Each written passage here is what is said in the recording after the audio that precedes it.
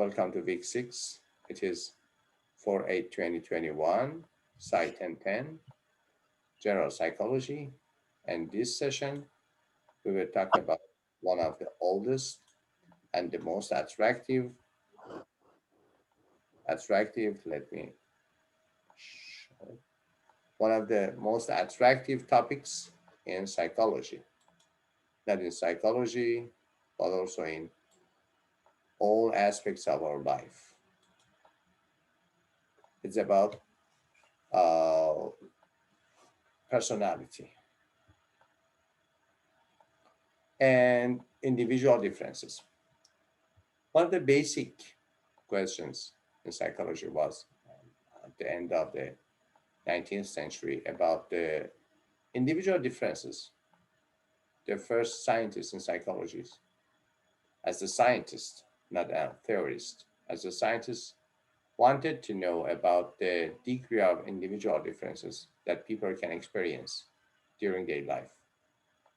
Some part was about, for example, different people from one family roots, from one race, from one ethnicity, from one country, and what are the relatively and typically problems in the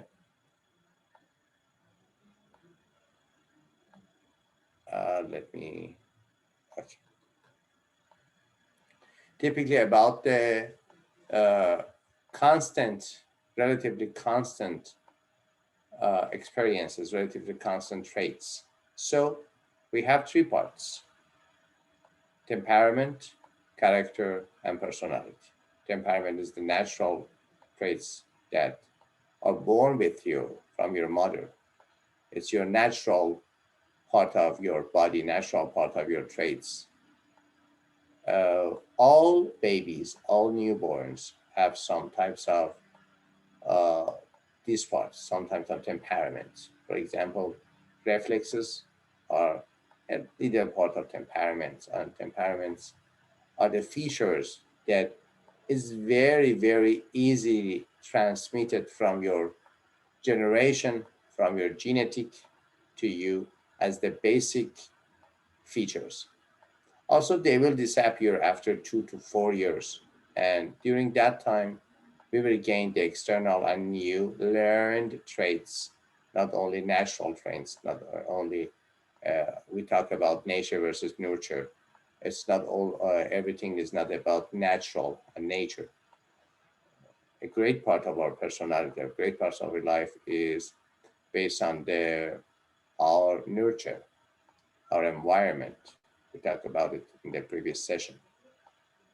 And after that, temperament will be changed to character. Character is before age of 12. Combination of your natural born traits and your learned traits, your acquired traits.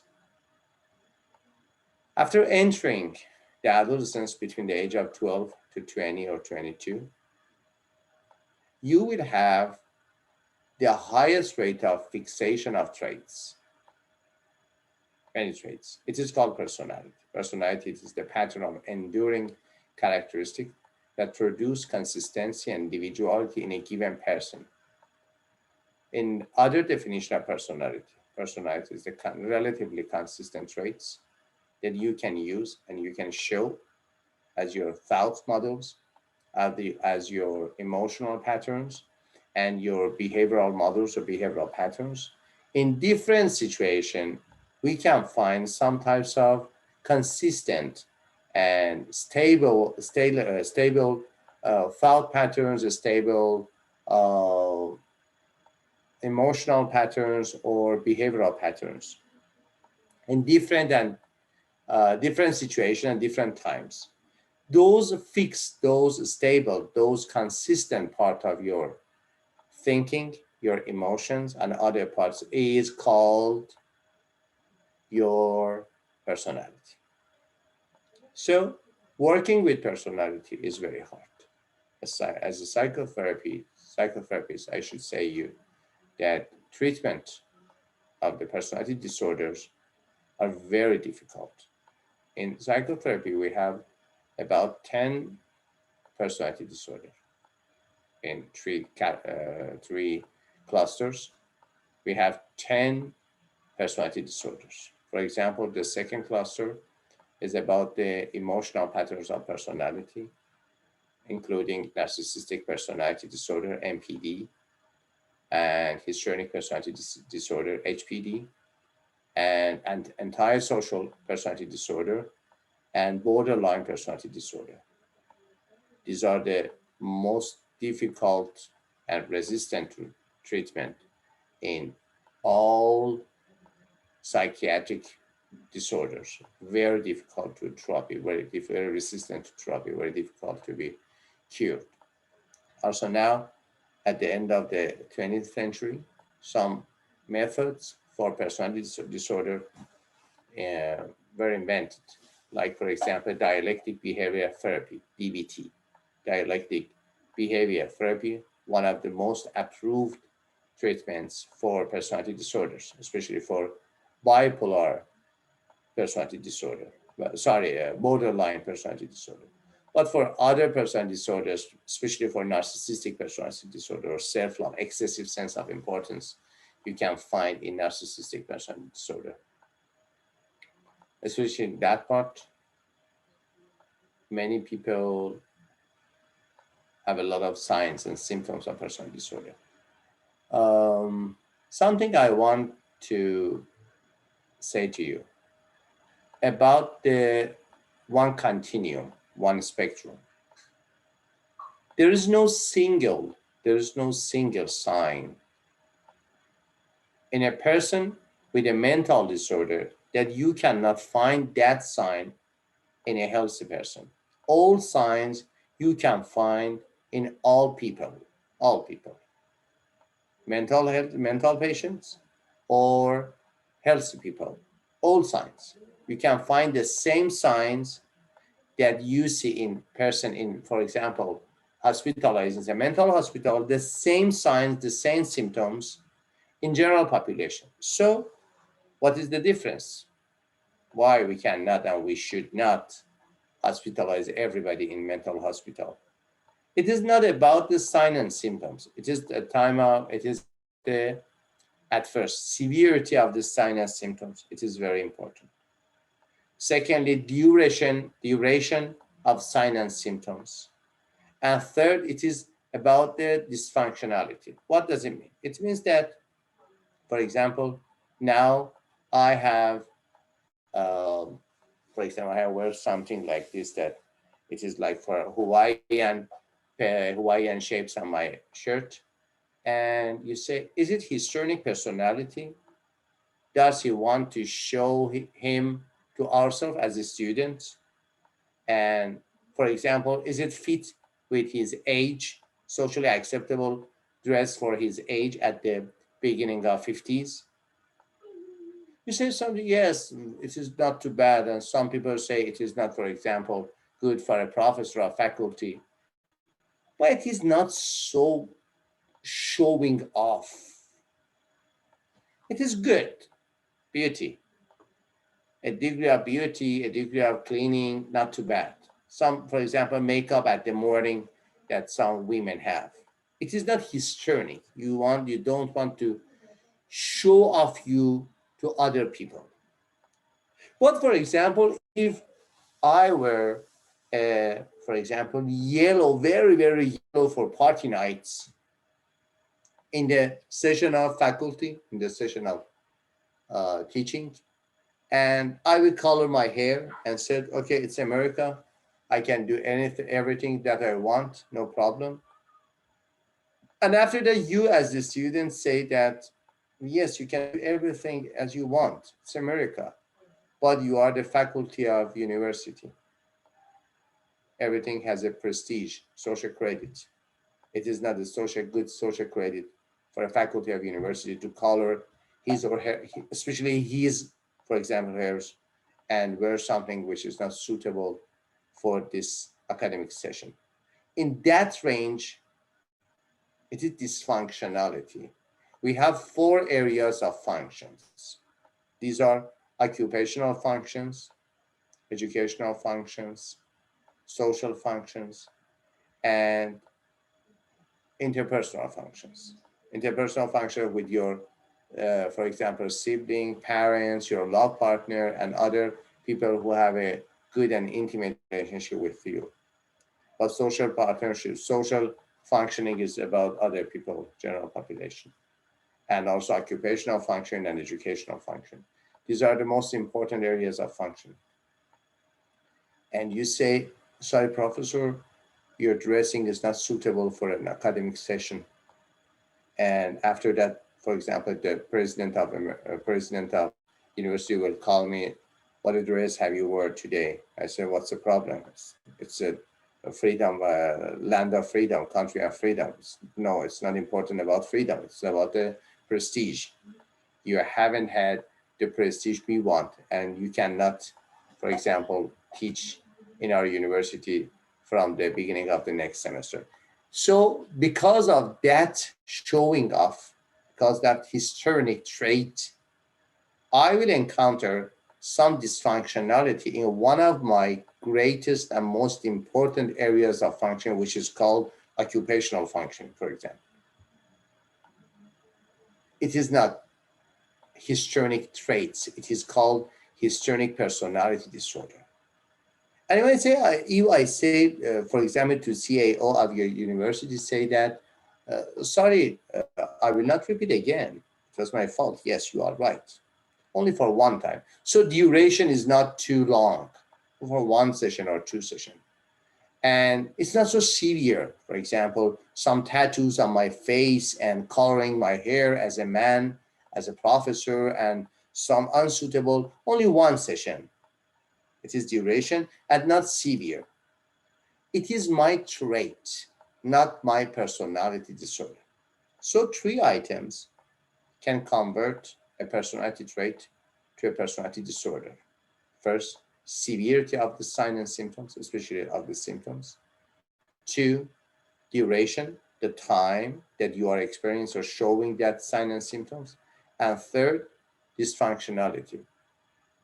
A basic question is, who is a mental ill? Who has a mental illness? Who is a mental ill? We have two items for diagnosing a mental illness, at least two items. You can have only one of them, it's enough, but sometimes you will experience both of them. At first, distress, and second, dysfunction. Distress is mean that you don't have any problem with other people. Your functions is good. You go to your work, occupational functioning, educational functioning, family functioning, financial functioning, interpersonal functioning, social functioning, spiritual functioning, and all your functions is good. Nobody says, hey, is there any problem with you? You say, no, I go to university, I pass the courses, and after that I will finalize my final papers on the other issues about, for example, my academic issues or my academic functioning. And sometimes I go, for example, to working in a restaurant and other parts as a student, no problem. But you come to me as a student and say, hey, professor, there's a problem. Outside and externally, I don't have any problem. But inside me, I don't feel good about myself. I'm not happy. I feel pressure. I miss my present times. I always am talking to myself. I'm experiencing overthinking or over talking and self-suggestion and other problems, for example. Sleep disorders, sexual disorders, eating disorders, anxiety disorders, mood disorders, and sometimes substance abuse disorders and other problems that we can find. It is near 300 basic and major categorization, basic and major mental disorders we have now in 2021, near to 300. Everybody out of me, everybody outside in my environment says, you are perfect. Such a good student, such a good daughter, such a good girlfriend, such a good employee, and other things. But inside me, I have pain, I have distress, I have suffering, and I'm not happy. I feel a lot of anxiety and other problems. It is called distress. Distress is something that which is not observable. It is subjective, not observable. Only feeling about the life, about the present. On the other hand, some people say come to me and sorry, there is, for example, 2 or 3 months that I don't have any courage to encounter with my life difficulty. I was courageous before that. And I have become so lazy. I postpone everything. I don't have any good mood and any good passion about my ordinary life matters. Because of that, I cannot do anything.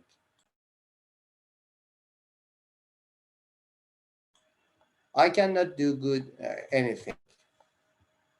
It is called dysfunction. Dysfunction is deficiency in your most important areas of functioning, in your sexual functioning, occupational functioning, social functioning, interpersonal functioning, educational functioning, and other things.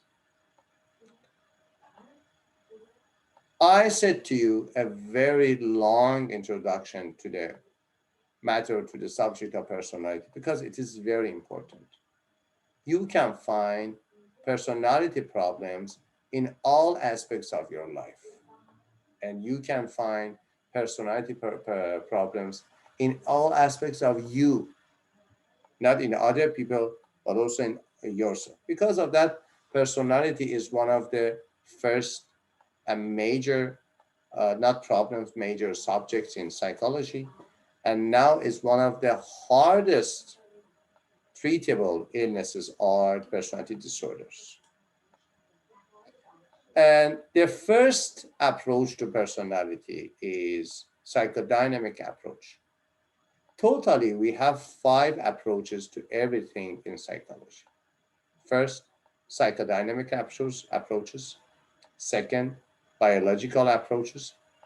Third, cognitive approaches. Fourth, behavioral approaches. And 5, it is sometimes called phenomenological approaches, sometimes called humanistic approaches. Psychodynamic approaches to everything. It is not important about the personality, about your childhood, about your marital problems, everything. Psychodynamic, or very specifically psychoanalytic approaches to human being, is about your history, is about your childhood. Psychodynamic says that everything have been shaped in your childhood time before your during your birth until the age of 12. It is your childhood. Also, it is the oldest approach of psychotherapy and psychology. It is not approved completely now. But Freud, as the founder of psychoanalysis and psychodynamics, said that everything, Freud says, about the first 5 years. Now we say about the first 12 years. Freud says everything have been shaped in our personality in the first 5 years of your age. Biological says no, it is not a matter of your history, the matter of your thinking as the cognition, your actions as your behavior, as your mental experiences, as your phenomenological aspects. Everything is related to your biology, to your hormones, to your brain, and other parts. It is called biological approach to human being. For example, says yes, we have some neurotransmitters which are important in creating your passion about life, even your spirituality, even your social brain. And it is very, very old and also, again, very new. The old part was about for example, Roman scientists like Galen and some philosophers like Aristotle and Hippocrates. Everybody in the Roman and in the Greek philosophy have talked about the biological approach also at the level of science in that time. And now again, after World War II, with the great advancements in the technology, especially for the imaging of brain, medical imaging or brain imaging, not for medical, also sometimes for research only. We have again come back to the roots of biology. So with a very high tech possibility to study the brain and other parts of body, so with details and with uh, very specific. Now we know many things about the brain, and also we are creating some aspect of brain in uh, computer sciences, so-called the combination of computer science and brain science and psychology and medicine is called neuroscience. Neuroscience is the combination of all aspects of related to the how brain works and how we can copy and paste it in other beings, like some example, for example, in with artificial intelligence. Artificial intelligence basically is searching for the roots of intelligence in human mind and reproducing and copying in and pasting in other artificial beings, not only in other human beings. This third approach is about your cognition. Third approach says that I'm not a pigeon, I'm not a mouse, I'm not a monkey, I'm not a lion, I'm a human. And at the highest level of intelligence, because of that, I am called Homo sapiens. Homo sapiens is mean intelligent Homo. Homo is my species. Monkeys, chimpanzees, baboons, and gorillas all are in the species of Homo. But I am a specific part of that species, which is called Homo sapiens. Homo sapiens is mean I am a Homo with a high level of intelligence. And now we know that we are entering to the next generation of human being, so-called post-human or transhuman or Homo digitalis or Homo digitus. It is our next version. After Homo sapiens, we are entering the period of Homo digitus. It's fantastic. We are experiencing the new generation, the new version of human and humanity. It is very important and very crucial for studying the future of human. It is very important. Very at the one side, it is about the only theories. For example, there is a book with the title of Transhumanism. And on the other side, in some universities like MIT, like UCLA, like other important, I think, Stanford, Harvard, Caltech, the most important universities all around the world, not only in America, in Japan, especially in Oxford and Cambridge, and some university in the China are working on brain mapping, especially in America also. And we are entering the part of new version of human and humanism. Because of that, we know that I am not only my emotions, I'm not only my habits, I'm not only my uh, only actions. I can think about my actions. I can think about my behaviors. I can think about my emotions. Because of that, there is an approach to human beings, so-called cognitive approach, about the cognitions, about their thinkings. And the next generation and the next approach is behavioral approach. Behavioral approach is about most observable and measurable parts of me. Most observable and measurable parts of me. It is our behavior. And the last part is about phenomenology. Phenomenological approach to human being is about your mental experiences. It is not about your cognitions as your philosophy of life, as your mental syntax, as your mindset, as your belief system. It is not about your behaviors, your habits, your actions. It is not about your hormones, neurotransmitters, and other biological aspects of your behaviors. And also, it is not about your past life history, about your complexes, about your childhood, and anything. Phenomenological approach says that everything that you are experiencing has a structure and context of experience in your mind. So you are experiencing in a framework which is called conceptual framework. It is your conceptual framework that you are experiencing, and it is called phenomenology. Phenomenology, it is the knowledge about the phenomenon in your mind, about your mental experiences. So let's start with the approaches to personality. The basic approach to personality is from Freud. And after Freud, the movement of psychoanalysis went to neo-Freudian psychoanalysis. The first part is from Freud.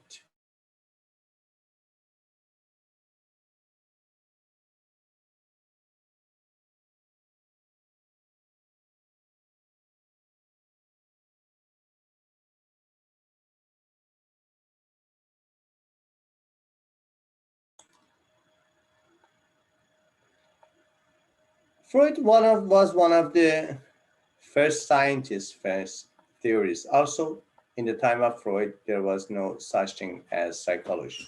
It was about medicine, about neuropsychology, and Freud was something like neurologist, or he was physician. The one of the first things that Freud started to think about was about social development.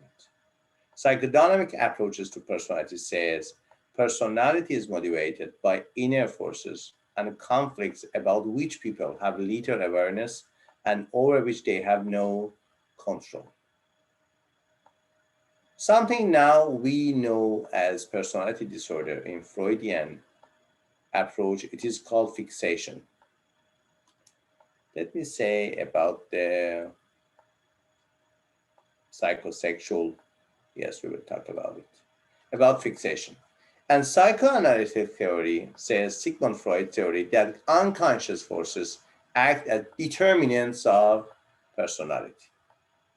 What is the basic part of theory of Freud, Freud's theory about personality? Is about your unconsciousness, some part that you cannot find it, that you cannot see it, only you can feel it, and sometimes even you cannot feel it, but you can say that, yes, I am under control of something that I cannot know him, I cannot determine, I mean, what it is.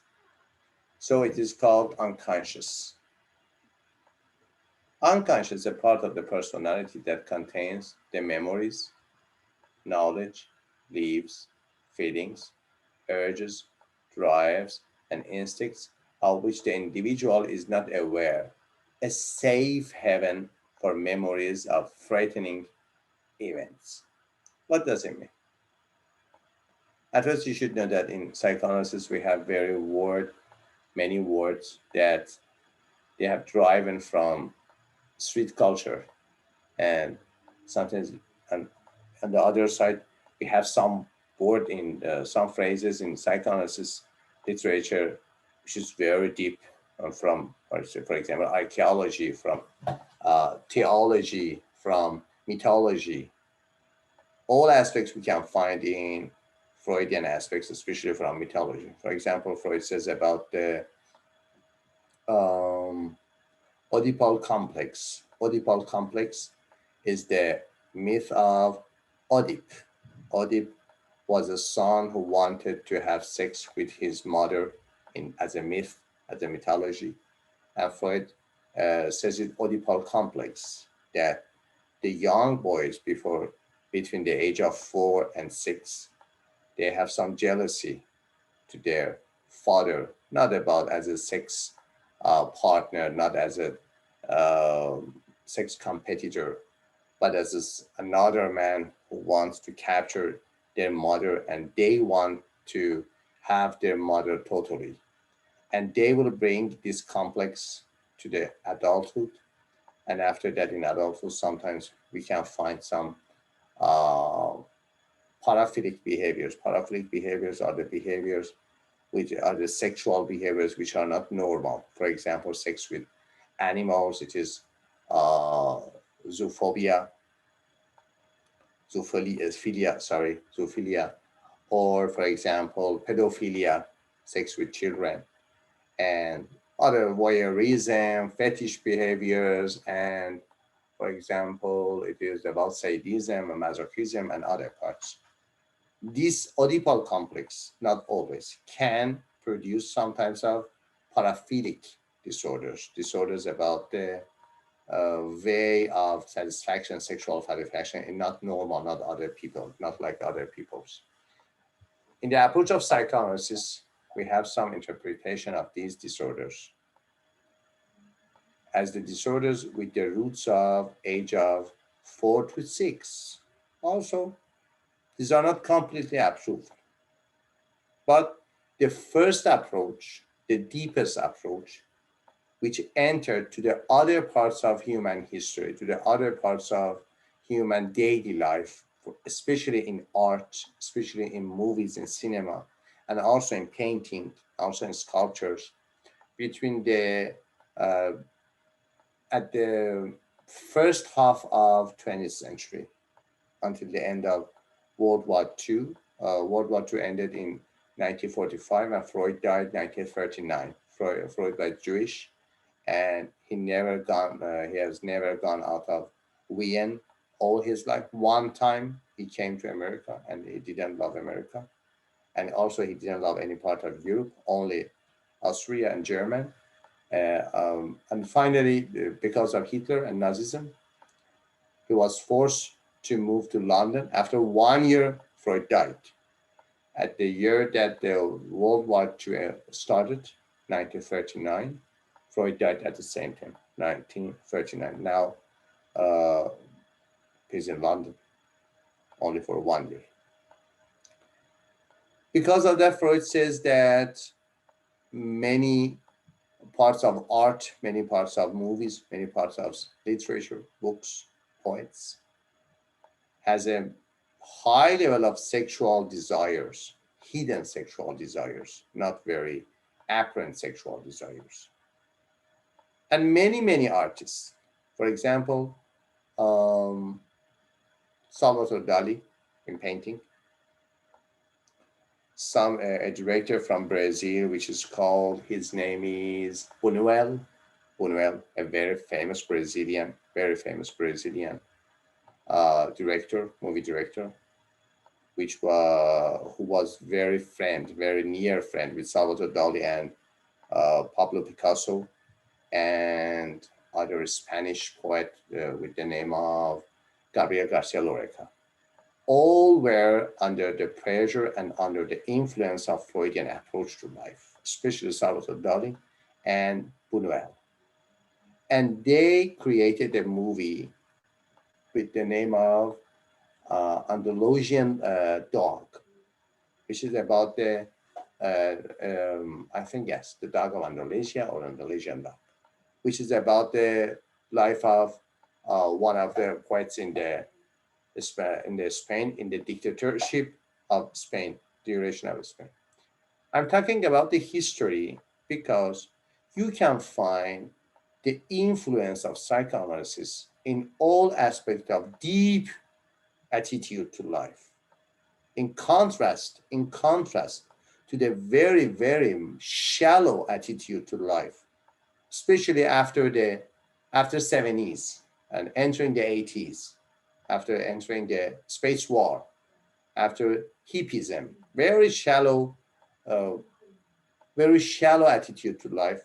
We can find very deep attitude to life in the first half of 20th century because of the war, because of the art, because of the technology, and especially because of the movement of many philosophers, very thinkers from Europe to America.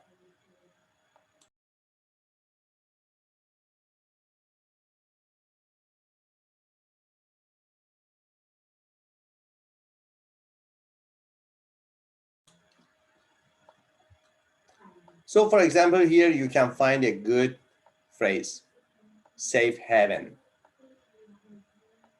And three components of personality: the id, the ego, and the superego. The id, the raw, unorganized, inborn part of personality, reduces tension created by primitive drives related to hunger, sex, aggression, and irrational impulses. In the Freudian approach of life, we have two basic drives: sex and aggression. Sex, which was called the sex force, was called libido. Libido is the sex force, is the instinct of life, desire of life, force of life. It is libido. On the other hand, we have another drive, major drive, which is called aggression. Aggression or morbido. Morbido is the force of death, is the drive to death, drive to damage, drive to ruin everything. It is aggression. And now in modern psychology, we define aggression as a behavior with the aim of um, hurting self and others, harming self and others. It is the basic definition of aggression. Aggression is is a version of anger with the aim that its aim is to harming self and others. It's aggression. Freud said that sex and aggression are the basic parts of our behaviors, basic forces of our behaviors. And operates and pleasure principle reduces tension and maximize satisfaction. In the Freud theory, we have three principles: pleasure principle, reality principle, and morality principle for three components of personality. Pleasure principle for the id, reality principle for the ego, and morality principle or consciousness principle is about superego. What does it mean? It means that the drives from your id only wants to have some pleasure, only wants always seeking pleasure. Seeking pleasure is the function of id. Because of that, many people says that id is something from our childhood, because childhood and in the childhood duration, you don't want to be so real. It's for your parents, not about you. And you don't want to have any must or must not. It is also about your parent, about your society, not about you. You only want to enjoy your life when you are a child. And when you see someone in adulthood age, when you see someone in adulthood age, you can find that he or she wants a lot of pleasure. You see, she looks a little childish, or he looks a little childish. It means that he only wants to enjoy the life, not serious issues in life. And she is always, or he is always joking and kidding about everything. It's like a child. Not too bad, not too good. It's a trait, stage. It's a component of personality. In the next approaches to life after Freud, some approaches call it inner child. Inner child is some uh, matured or some converted types of the id. It is called inner child. Because of that, we say id works on the pleasure principle, reduce tension and maximize satisfaction. It is the meaning of pleasure in the framework of psychoanalysis. What is pleasure? Pleasure is something to reduce tension and maximize satisfaction. Approach pleasure and avoid pain.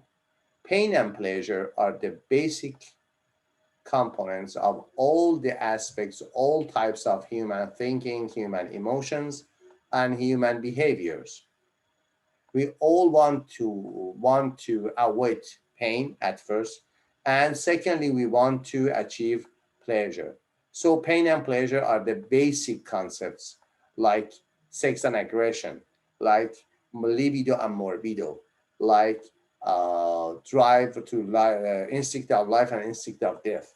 All parts has two verses, two comparable components, as for example, sex and aggression, libido and morbido, and here for pain and pleasure and other parts.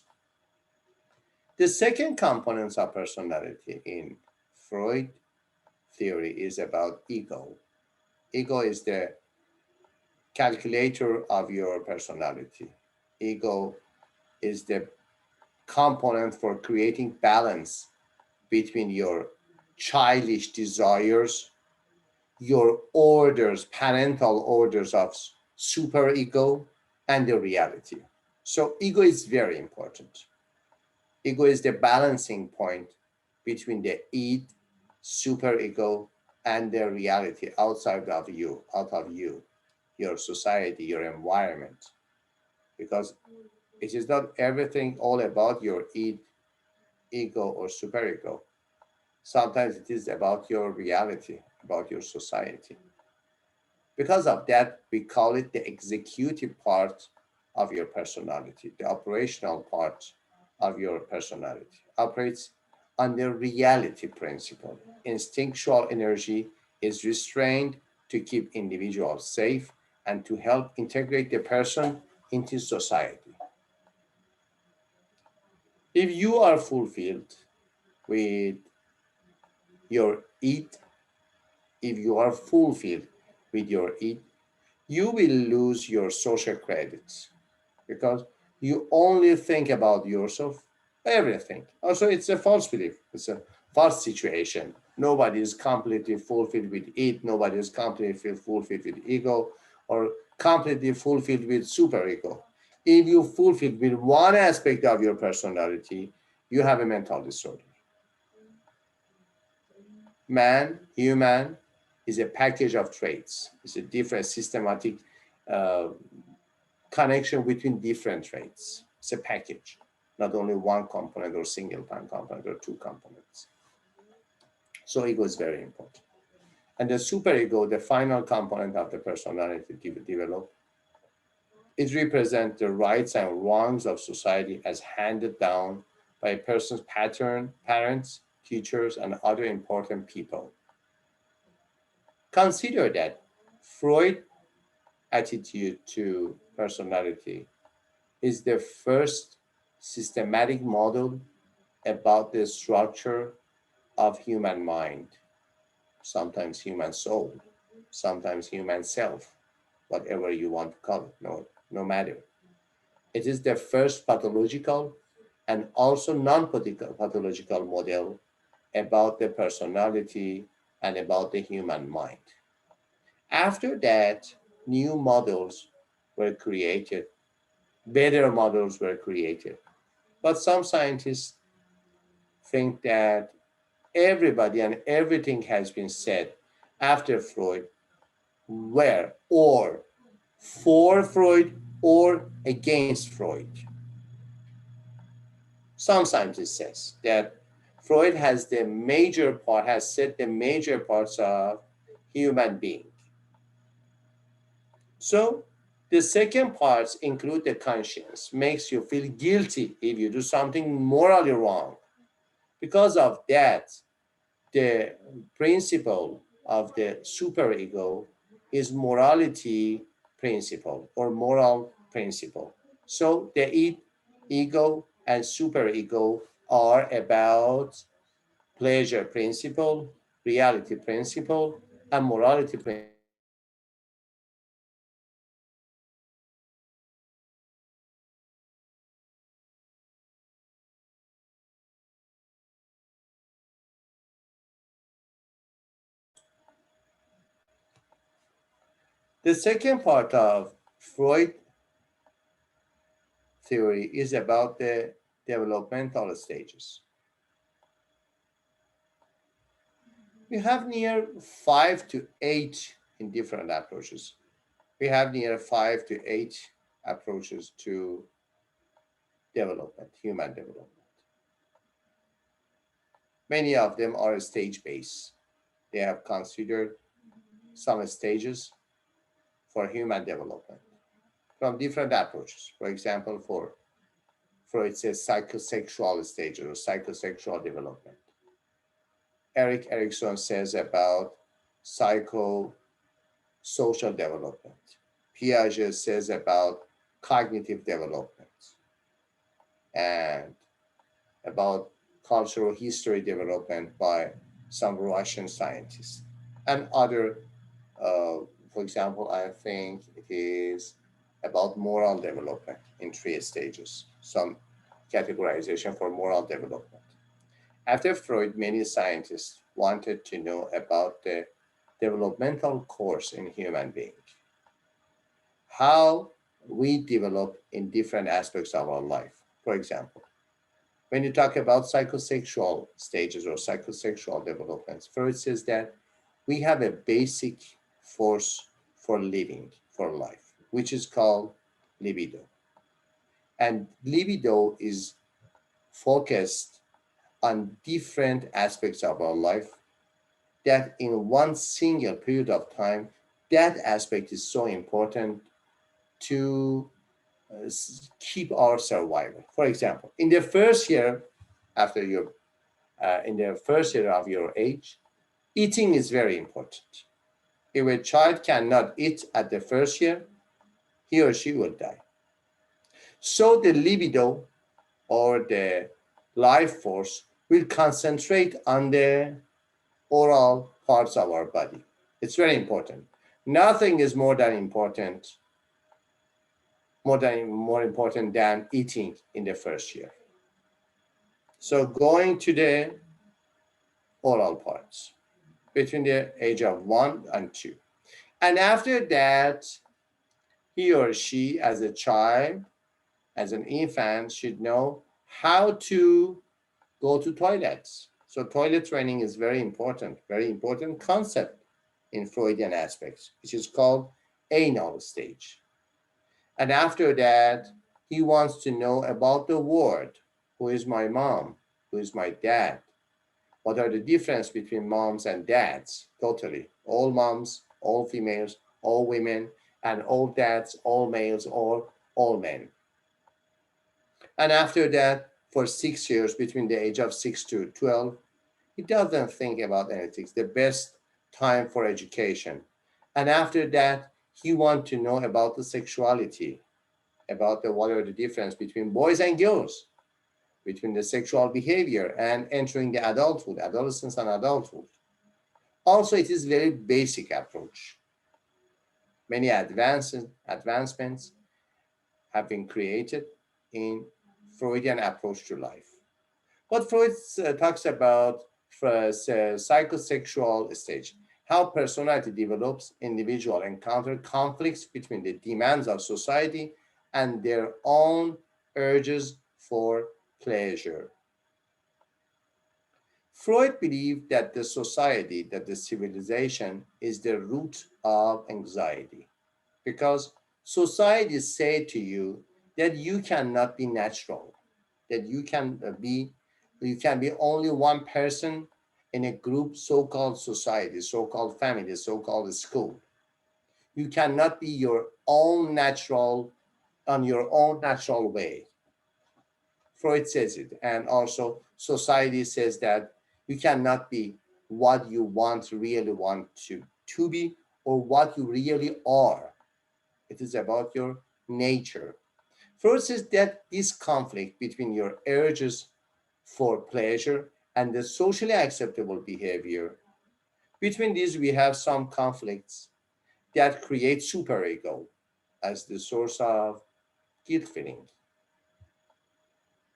as the source of incompetency, and the source of criminal, and the source of orders to do or not to do. Superego is something like your consciousness. But you should pass the different stages of psychosexual development. If you cannot pass one stage, you will stay at that stage, and you cannot have a experience. You cannot experience any development after that stage. This phenomenon is called fixation. Fixation is something that after Freud in the second half of the 20th century and creating the systematic categorization of mental disorders, sometimes which is called DSM, Diagnostic and Statistical Manual of Mental Disorders. Sometimes it is called ICD, International Classification of Disorder or Diseases. In both, some part is about personality disorder. Personality disorder is just the same thing that Freud called it fixation. Fixation is unresolved conflicts that persist behind the stage in which they first occur. Persist behind the stage that it first occur. That type of persistency is called fixation. And after this stage, you are at the age of, for example, 20, and you have some oral fixation. Oral fixation is for your first 2 years. At the maximum time, it is 2 years. And now you are 20, you are 40, you are 50, you are at the end of your life, but you have some oral fixations. And for example, you show some behavior and you experience some feelings, or you have some thinking methods that you and other people say you that what type of thinking, what type of emotion, what type of behavior you have or you are experiencing. Why? And you don't know why. You say, it's out of my control. It's my mental syntax. Freud says these patterns who persist behind the stage in which they first occur, it is fixation, come from having needs ignored.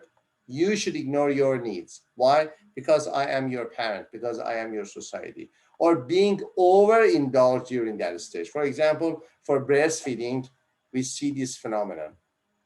Some scientifically, breastfeeding is about 2 years at the maximum rate. If a mother wants to feed with her milk, with her breastfeeding, it is the maximum age is age of 2.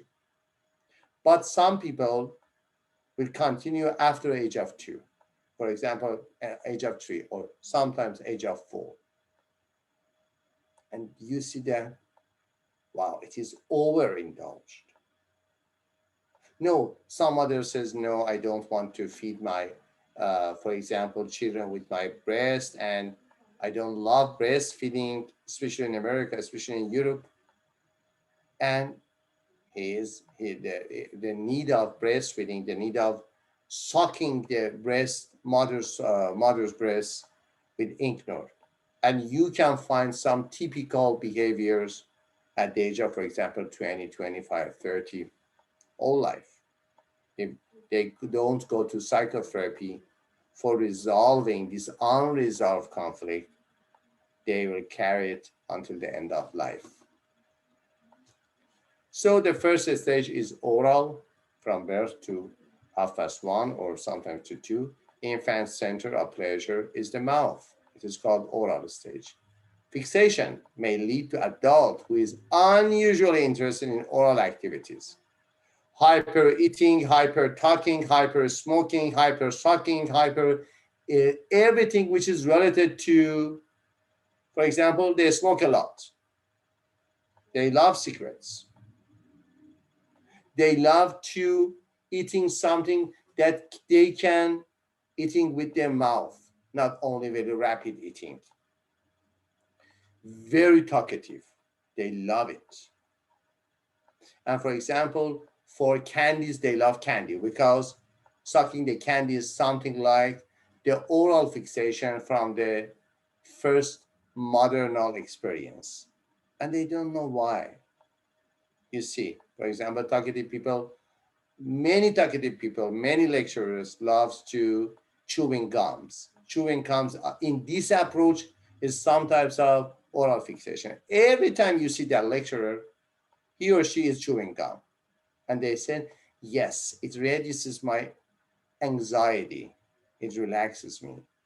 Or they are always, for example, smoking cigarettes. Even Freud was a heaviest smoker. 33 surgeries was done on his jaw. 33 surgeries. But he didn't quit the smoking. The next stage is anal stage between 2 or 3 or 1 and 3. Child central pleasure is the anus toilet training. Pleasure comes from returning and expelling feces. Fixation may lead to adult who is unusually rigid with the expelling, retaining, or orderly and punctual, or the opposite. For example, he or she doesn't love to say to his or her partner that I love you. He or she is retentive. Sorry, I am at the class. Can I call you back after ending the class? Thank you. Bye. Fixation may lead to adult who is unusually rigid, orderly, and punctual. You see, many people have these retentive features. Phallic stage is the calmest, this third part. Child central pleasure is the genital. It is not about the sexual behavior or sexual activities. It is about the sexual differences. The Oedipal conflict or Oedipal conflicts that I talked to you, it is about this age, between the age of 3 to 6. A child's unconscious sexual interest in the opposite sex parent. You have seen many daughters come to sit on their father and says, no, no, no, no, no, this is my father. This is only my father. And they experience a sense of jealousy to their mother. Also, it is not about sexual behavior. It is about sexual senses, about the gender identity, about that, yes, I am a woman and I need a man, and my first man is my father. And sometimes about the boys. Sometimes they have some bad behaviors with their father at the age of 5. They say that, yes, I am the man of this home. I am the boss of this home. Only at the age of 5. It is not about the power showing or not about the really sexual desires to their mother. It is about the experiencing the role of to be a male or to be a female. But first says yes, we can find some sexual desires in this stage as phallic stage. So interest in the opposite sex parent typically resolved by identification. Identification is a very important phrase in the literature of studies of Freud. With the same sex, waiting to be like that person, imitating his or her behavior, and adopting similar beliefs and values. Difficulties in phallic stage may lead to improper sexual behavior after in the adulthood and failure to develop a conscience. Latency period in the theory of Freud is the best period for education. It is latency. It is very calm from 6 to adolescence. Adolescence begins between 12 to 14. It is adolescence. Children's sexual concerns are temporarily put aside. So calm. And after that, the maximum development based on Freud's sexual stage of theory is genital stage. It is very good to reach that stage. The mature people, very deep people, multidimensional people, not only one aspect, one direct people, working and has gone and has reached to genital stage, adolescence to adulthood. Sexual feeling reemerges, focus on mature adult sexuality and sexual intercourse. In this part, people started to think about the sexual partner not as their mother, not as their father, as their boyfriend, as their girlfriend. Sometimes some sexual orientation also, it is not about the time of Freud because Freud was in the Victorian age, Victorian duration, with a very fanatic age of history uh, at the end of the 19th century and the beginning years also, not beginning years of the 20th century, at the end of the 19th century, especially in Europe, in Central Europe, and some part of Northern Europe, it was the Victorian age or Victorian duration. Very fanatic, very fanatic. So, talking about these subjects, besides to be a scientific matter, was a very high courageous and sometimes anti-social theories. In that time, Freud started to talk about sex. And it is fantastic that Freud has experienced sexual depression after age of 14. Freud, 1956, it is yes, Freud lived near 90 years. After age of 40, he said that I'm experiencing sexual depression. For near half century, Freud was inactive, not active, was inactive in sexual behaviors. But the main part of his thinking was about sex. Other words in defense, Freudian sexual stages is about defense mechanism, very, very popular now, very popular. We can find many podcasts, many videos in YouTube, many texts, many good books about defense mechanism. Again, after 100 years, we know that we have many deep defense mechanism to defend ourselves against our anxieties. Unconscious strategies people use to reduce anxiety by counseling its source from themselves and others. The number one is repression.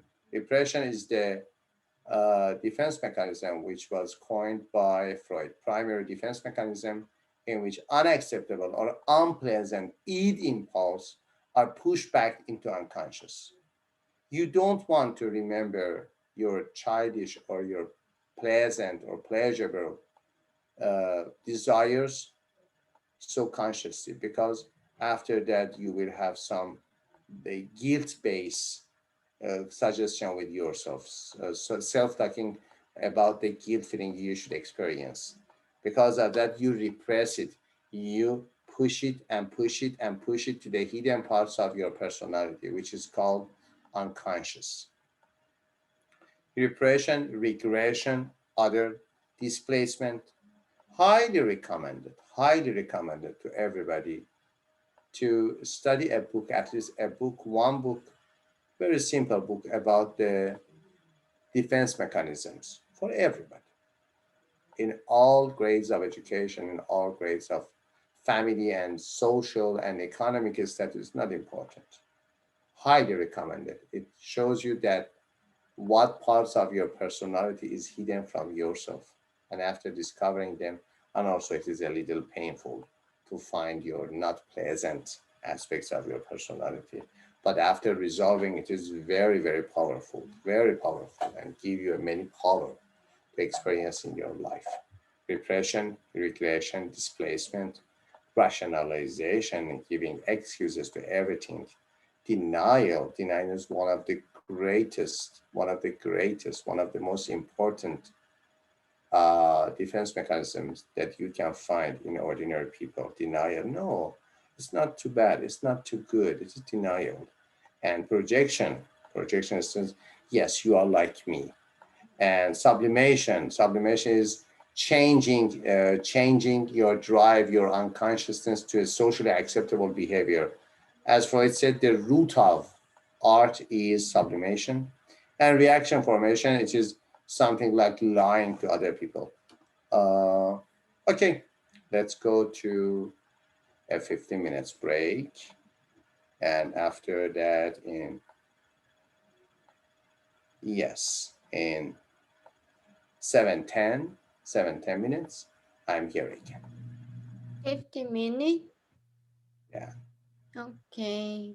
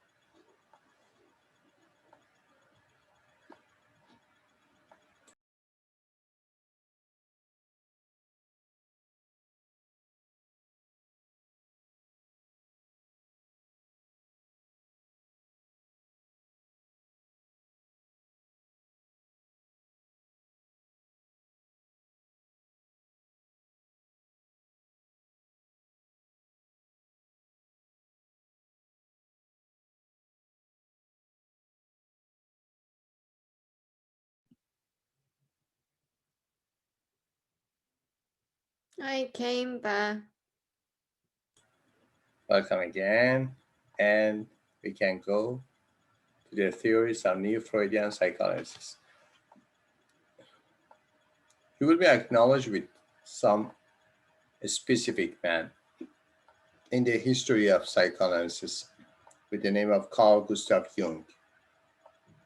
It was surprising that after near 100 years, after 1 century, again, especially in some types of areas which are not so concerned about the psychotherapy and psychology, like organizational psychology, business psychology, executive coaching, sales management.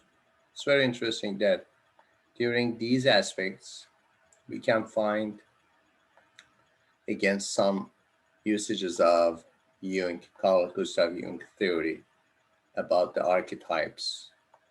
And at first, after Freud talked about unconsciousness, Jung talked about collective unconsciousness. Collective unconsciousness is about the models of behavior, thinking, and feelings in human beings all around the world, which have some shared concepts, some shared meanings. And again, we can use them. There's an institute in Los Angeles with the title of Jungian Institute, Jungian Studies Institute, something like it. Los Angeles Jungian Institute, which founded 1952 with the direct signature, with the direct order of Carl Gustav Jung. The institute is so old institute, and highly recommended to read about the Jung psychology and Jung aspect. Also, MBTI, MBTI, one of the most famous tests that psychoanalysts and psychologists in organizations in personality assessment of organization check MBTI, is based on the theory of Jung about archetypes. Archetypes, or the archetypes mean very old, ancient. We can find the prefix of arche in the work uh, archaeology, the study about the old and ancient time. It is archaeology, archetype and archaeology. Archetype is about the types and the models that have driven from the ancient world, from the old times. And now some scientists like Sam Harris, like Jordan Peterson in Canada, Sam Harris here in America, they are neurologists, they are neuroscientists, they are psychologists, and they talk about the important emphasis on the specific deep roots of behaviors, not only cognitive roots, not only behavioral, habitual roots, or even cultural roots. Very popular culture, very current culture. They are talking about the very deep roots. For example, if now I am talking to you in 2021, many aspects of my behavior is influenced by, for example, my grandpa or grandpa near, for example, 1,000 years ago. It is archetype, at least 1,000 years ago. There are some good books. Some good books. I will find some of them and put it in the Moodle page tonight about the Jung and usage of Jung theory in organizations. Fantastic. Very usable, very efficient, very productive when you use these deep psychological aspects in your organization, in your business, in your family. You will attain a new aspects of analysis of behaviors and many choices for creating change, at first in yourself, then in your family members, in your society. I think Jung was someone like a prophet, I think, because he has talked about deep things that it's not, also not a divine prophet, but his heart and intelligence was somebody like a prophet. Collective unconscious or collective unconsciousness is a common set of ideas, feelings, images, and symbols that we inherit. Inheritance. It is archi, inherit, old, ancient, from our ancestors, the whole human race. Not about specific ancestor, for example, for Persian, for Chinese, for American, for European. No, for ancestor of human race. All human beings as one race, and even animal ancestors. Based on this type of psychology with Jung, we find the evolutionary psychology, and these models are called archetypes. After that, we have Karen Horney. Karen Horney, it is champion woman issues, and one of the greatest authors in the history of psychoanalysis is Karen Horney. Believe personality develops in the context of social relationships and depends on the relation between parents and child. And after you can see here the name of some gods of psychotherapy, some gods of psychoanalysis, some gods of thinking. Each of them are an ocean of wisdom. Each of them. Each of them is completely enough for one lifetime to study, for one lifetime. Adler, Karen Horney, Freud, these are the gods of thinking about the human being, about the human mind, about the personality. Gods.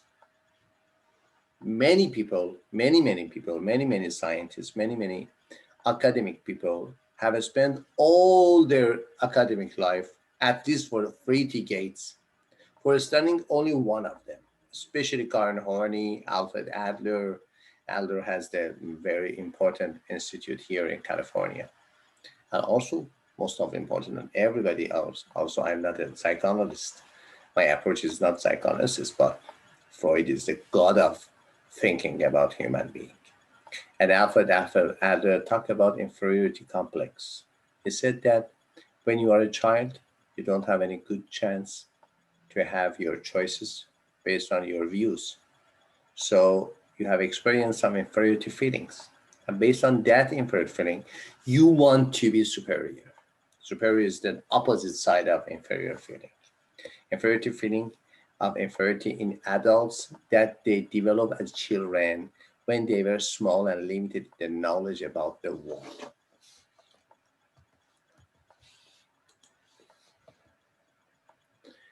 And the other parts after psychology, it is the trait approach to personality, learning approach, biological approach, evolutionary approach, I love it, and humanistic approach to personality.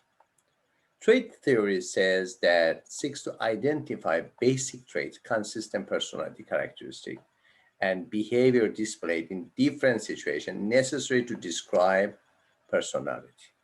This definition of personality is based on traits. It is trait theory.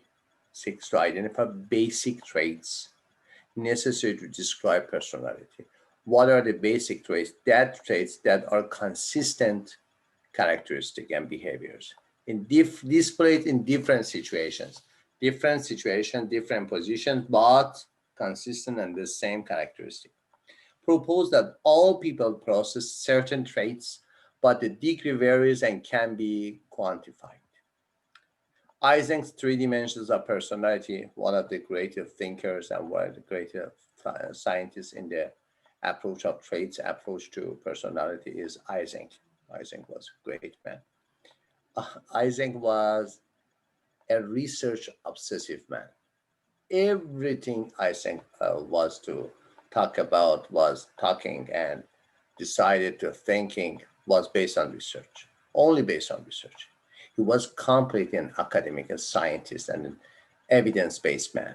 Very famous in this field, that Isaac, everything as Isaac, and also after that, his son, now it is, yes, his son is very famous now. Michael Isaac, the son of Isaac, Isaac's father, is a man in the field of behavioral therapy, cognitive behavioral therapy, based on the research. I think 3 dimensions of personality was extraversion, neuroticism, and psychoticism. Extraversion, degree of social ability. We have extraversion and introversion. Neuroticism, emotional stability, and psychoticism, the degree to which reality is distorted. The big five model of personality, one of the models that we can use in many aspects of our job matching, interviewing in organizations. Also, you will find the big five personality test in the course of organizational development, leadership, negotiation process, and other parts. These are openness to experience, neuroticism, agreeableness, conscientiousness, and extraversion. The acronym for these are OCEAN, as you see, OCEAN, OCEAN. O for openness to experience, C for conscientiousness, E for extraversion, A for agreeableness, and N for neuroticism. What is openness to experience? Independent or confronting, imaginative or practical, a preference for variety or preference for routine. It is the different aspects, it's the oppositional aspects to openness to experience. If you are independent, imaginative, you have preference for variety, you have a high level of openness to experience. Or on the opposite part, if you are confronting, practical, or preference for routine, and for consciousness, if you are careful and disciplined and organized, you have a high number of consciousness. And if you are careless, impulsive, and disorganized, have low level or low degree. Extroversion, if you are talkative like me, fun loving like me, and sociable, it is extroversion because I have been always diagnosed as an extroverted man. And if you are quiet, sober, and retiring, you have a introverted minimum level of extroversion and maximum level of introversion.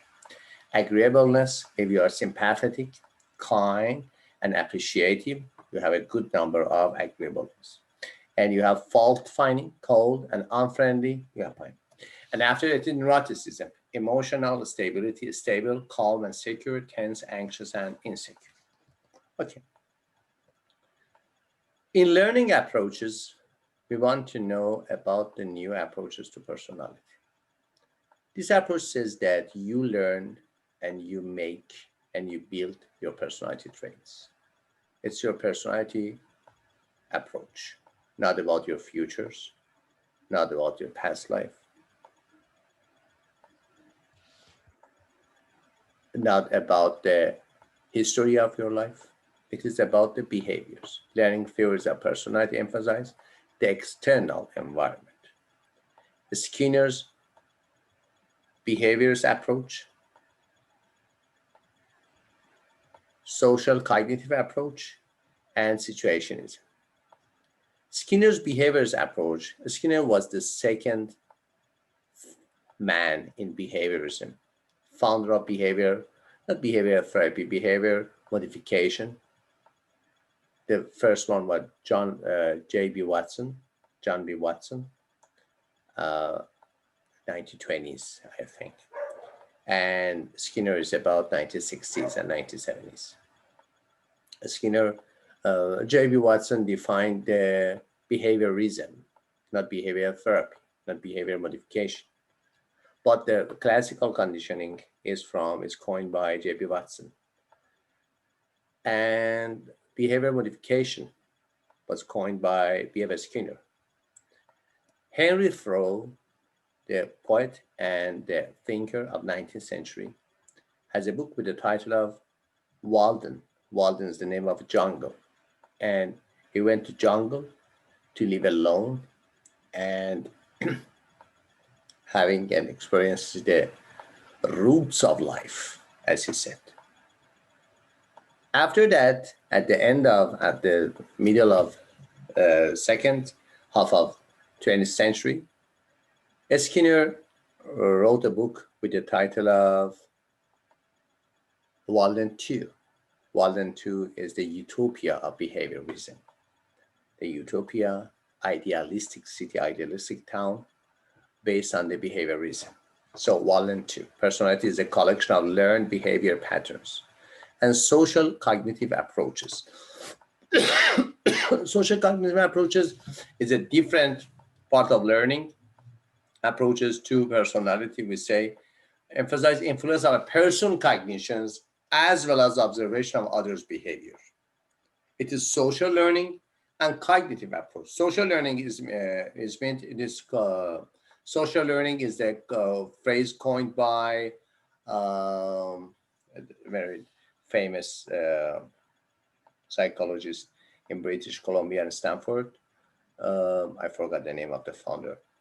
Social learning says that major part of your learning is based on your observation from other people around you, especially the elites, the parents, the acceptable behavior, acceptable people around you. You will learn from them, not by talking, not by ordering, not by mannering, only by looking, by observation. Because of that, social learning sometimes is called observational learning by Bandra. Yeah, Bandra is the coiner of social learning. It's very famous, very applicable approach in organization and business and sales is very important. And influence of personal cognition as well as behavior of others. It is self-efficacy is the other phrase by Bandra versus self-esteem. Self-efficacy is how do you think about your success in life, and self-esteem is about your values in life, and also situationism that talk about the situation that is good for your behaviors. Biological and evolutionary approach. Sorry, wait a minute.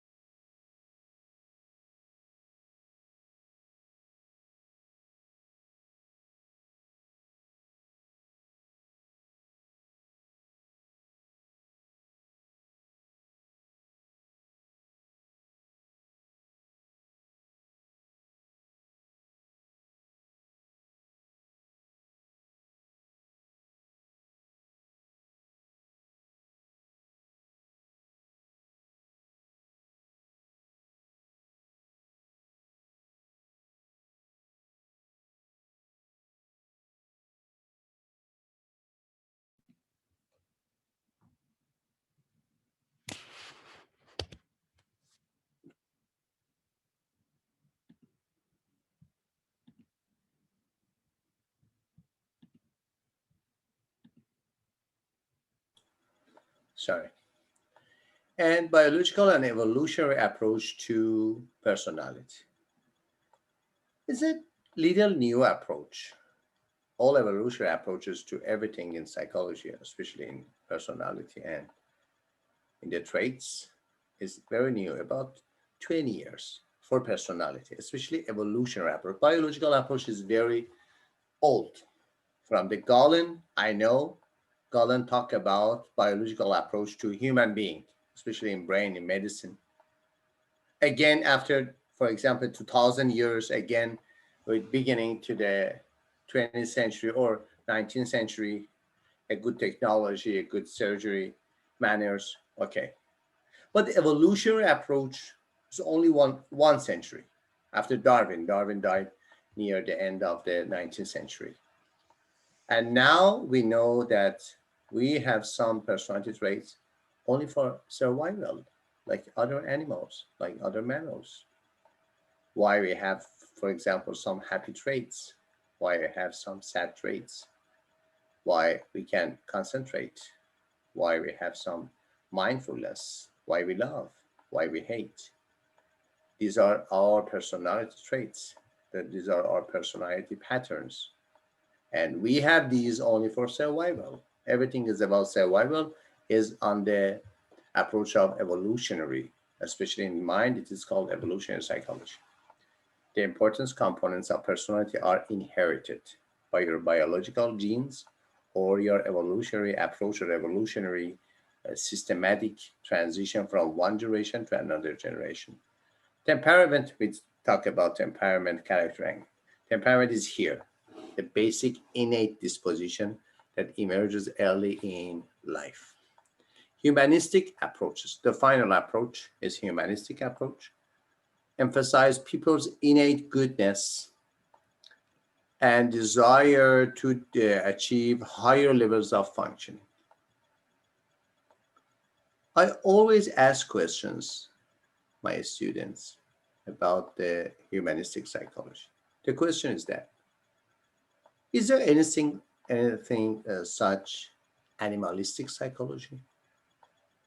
Is there any approach? Is there any field in psychology with the name of animalistic or animal psychology? If it is about animal, well, you say it's a scientific study of behaviors and mental processes in human being. It is animal.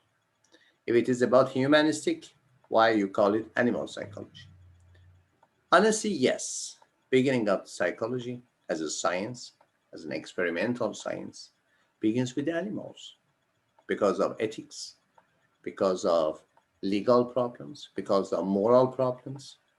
We didn't start, yes, with observation. We started with observation of human beings. Why not? But in experiments, in laboratories, we didn't start with the observation of human beings.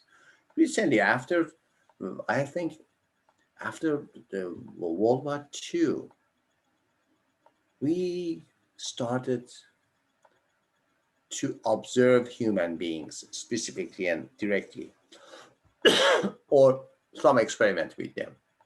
Some of them was very, very catastrophic, very, very huge, very, very drastic. Like, for example, Stanford Prison experiment.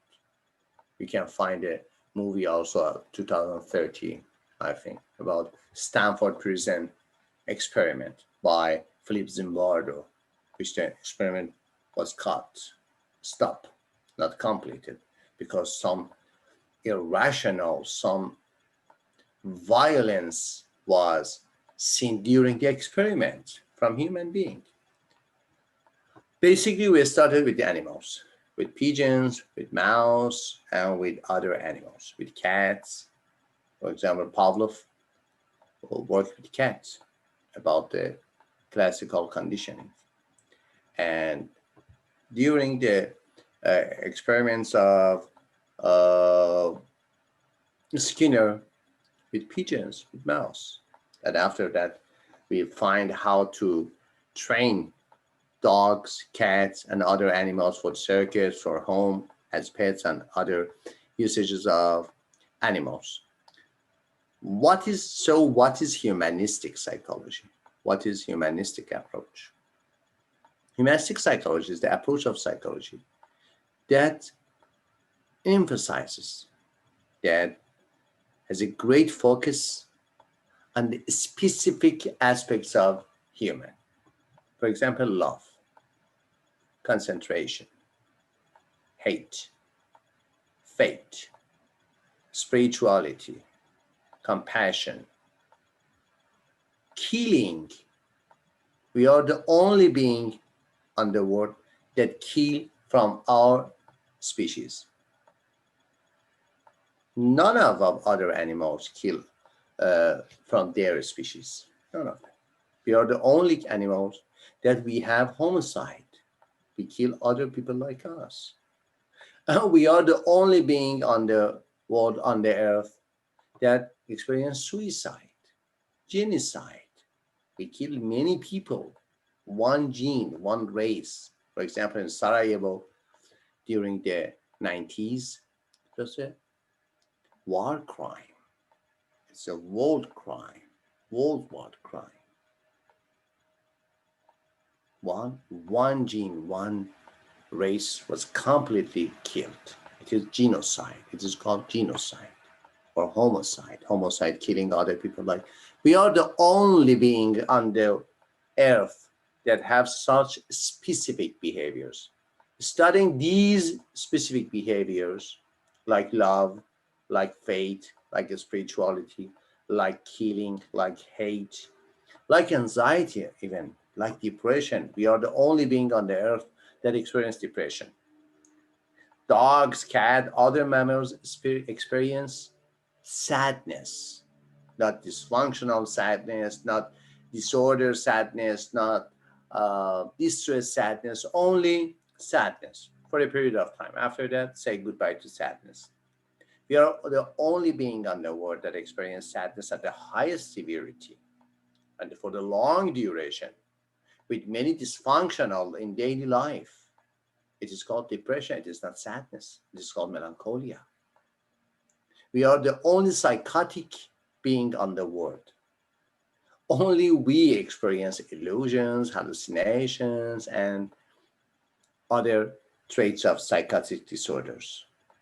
These parts, especially positive part, because the humanistic psychology is the roots of positive psychology, and I love positive psychology. I have spent all my academic life, more of my academic life on positive psychology. I love it. It is the only hope for the future of human being, positive psychology. After recovering from the bad side and bad shadows of your past life, you should enter the future. It is the positive psychology. So, self actualization, a state of self fulfillment in which people realize their highest potential each in a unique way. Don't forget, never, never, never the names of these two psychology prophets, Carl Rogers and Abraham Maslow. Carl Rogers and Abraham Maslow, especially Maslow. You, as the business, management, sales, even IT students, many of you know about the hierarchy of needs by Abraham Maslow. But only one theory of Abraham Maslow because of going these theories to organizations and paying money for these parts, yes. But Carl Rogers is a great book of Carl Rogers with the title of I'm Becoming the Man, or I'm Becoming the Person, I'm Becoming the Man, yes. An unconditional positive regard, the great phrase coined by Carl Rogers. It is very useful for parenting, for love, for society, for justice, for to be a human, as positive psychologists, permission to be human. Unconditional positive regard, an attitude of acceptance and respect on the part of an observer, no matter what a person says or does. Biological and evolutionary approach, where we talked about it, and comparing approaches to person. No single approach is the best explanation of personality, honestly. No clear way to scientifically test the theories against each other. Because we are talking about something that we cannot find it in a very observable manner as other components. And personality can be viewed from a number of perspectives simultaneously. And assessing personality, discuss self-report measures of personality, define projective methods, excellent behavioral assessments. Only the name of the test is important. Some of them are used in organizations. As every assessment should have reliability and validity. Self-report measures that we give the test to you and you will check the test as a self-report, no interview, no observation, only test. MMPI 2 or MMPI 1 and 2 is the best test for clinical assessment for diagnosis, some basic traits of personality disorders, and other traits for other mental disorders. And projective methods Rorschach test is the very fundamental test, the basic test for projective methods. Projective methods not about the questions, not about the questioners. They ask you some question and you can ask anything you want. For example, they in Rorschach test they show you a link and say Yes, it's an ink and it's shaped by the ink. What do you see? It's a brochure. For example, you can see it's an ink. And say, Amy, what can you see in this picture? And Amy say, I don't know. It's a like a, for example, bat with the wings and other things. It's a projective method. You project your mind on it. And thematic TAT, thematic appreciation, perception test, well, it's one of the most important projective methods. But projective methods is not so good for organizations because the interpretation of the test is needs a large amount of time and large amount of money also. And it is very projective, very personal, very individual.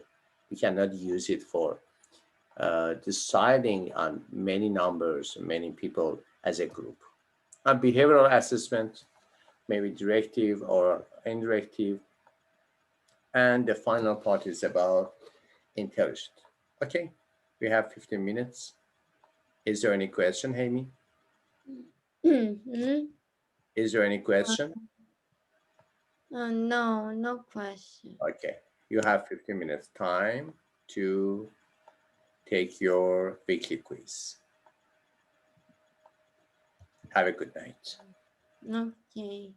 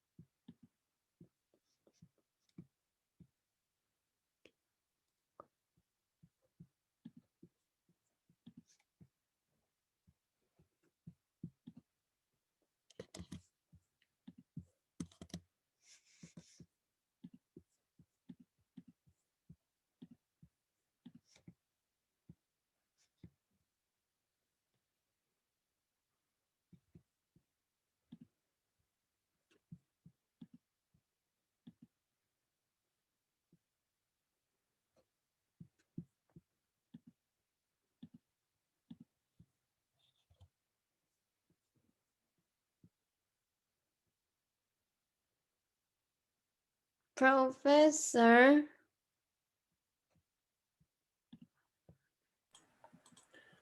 Hi, Amy. um, I think I finished my quiz. Is it finished? Yes. Okay. Um, No problem with the quiz. yes. I have a question. So for this week, so I need to like copy my case study. Uh-huh. Have you So, done it or not? huh? Have you done? Yes. Until the end of this week, you should complete the case study. Or should I because like before when I submit my case study, Mhm. can I send you an email just for like double check? Have you sent it for me? Yeah. Have you emailed me your case study? Not yet. Okay, please email it again. Maybe I miss it. Tonight, email me again your case study. Um, just for like double check. Mm-hmm. Okay, I will send you an email. Okay.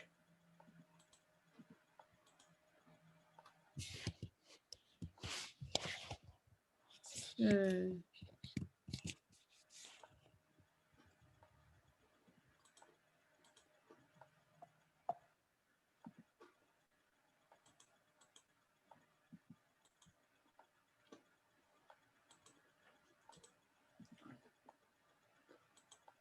I cannot find it in my email.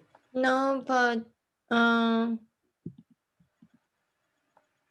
I will send you an email. I didn't send you an email. So you can send it now. No, not now, but I will. Okay. After 1 hour, 2 hour. No, no rush. No problem. Hmm. You have the time until the end of the week. So isn't it due on this Sunday? Yes. Okay. Have a good night. Yes, have a nice evening. See you Bye. next weekend.